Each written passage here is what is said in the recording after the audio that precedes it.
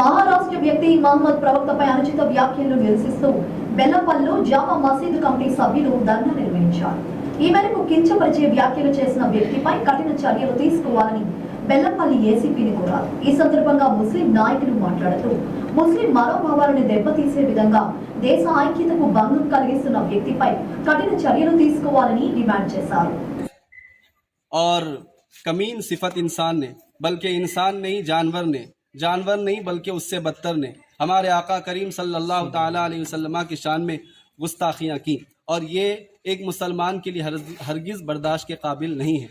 बल्कि मुसलमान क्या, ये दुनिया के किसी फ़र्द के लिए भी बर्दाश्त के काबिल नहीं होना चाहिए। वो कहने वाला अपने आप को संत कहता है, मैं कहता हूँ संत वो हो ही नहीं सकता जो किसी दूसरे धर्म के, किसी दूसरे मजहब के बड़े पेशवा और अमन के पैगंबर सरकार दो आलम सल्लल्लाहु ताला अलैहि वसल्लम को बुरा भला कहे।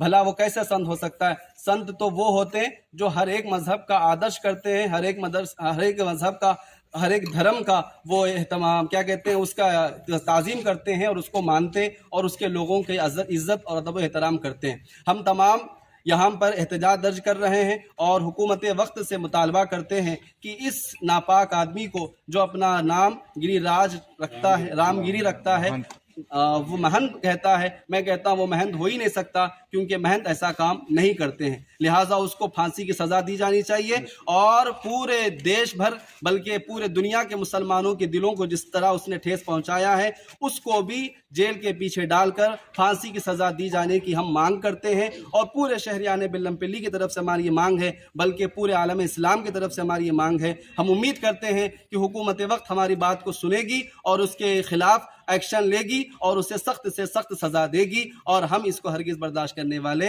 नहीं हैं। लिहाजा हमारे दिलों के ऊपर जो गुजर रही है उसको हुकूमत वक्त समझे और उसके खिलाफ एक्शन ले। शुक्रिया। ఈరోజు బెల్లంపల్లి పట్టణంలోని జామా మస్జిద్లో మొత్తం 12 మస్జిద్లకు గాను ప్రతి ఒక్కరు ఇక్కడ జమా అయి రామగిరి మహంత్ బాబా అనే మహారాష్ట్రకు సంబంధించిన వ్యక్తి మొహమ్మద్ ప్రవక్త గురించి తప్పుగా మాట్లాడి ఈ మా యొక్క మనసును విపరీతమైన బాధ పెట్టినాడు. అతని గురించి మేము ఎంతో చేద్దామని అనుకుంటే ఇక్కడ ఉన్న పరిస్థితులను బట్టి మస్జిద్లోనే మేము ఈ రకంగా నిరసన వ్యక్తం చేస్తున్నాము. రాబోయే రోజుల్లో మొహమ్మద్ ప్రవక్త మీద ఎటువంటి అనుచిత వ్యాఖ్యలు ఎవరైనా చేసినచో వారిని ఎట్టి పరిస్థితుల్లో క్షమించడం మాత్రమే కాదు. దయచేసి ఇంకెవరు ఎప్పుడైనా కానీ మొహమ్మద్ ప్రవక్త మీద ఎటువంటి అనుచిత వ్యాఖ్యలు చేయరాదని మా యొక్క మనవి, విజ్ఞప్తి. ఇంకోసారి ఇట్లా ఎవరైనా చేసినచో దీని పరిణామం వేరే రకంగా ఉంటుందని మా యొక్క విజ్ఞప్తి.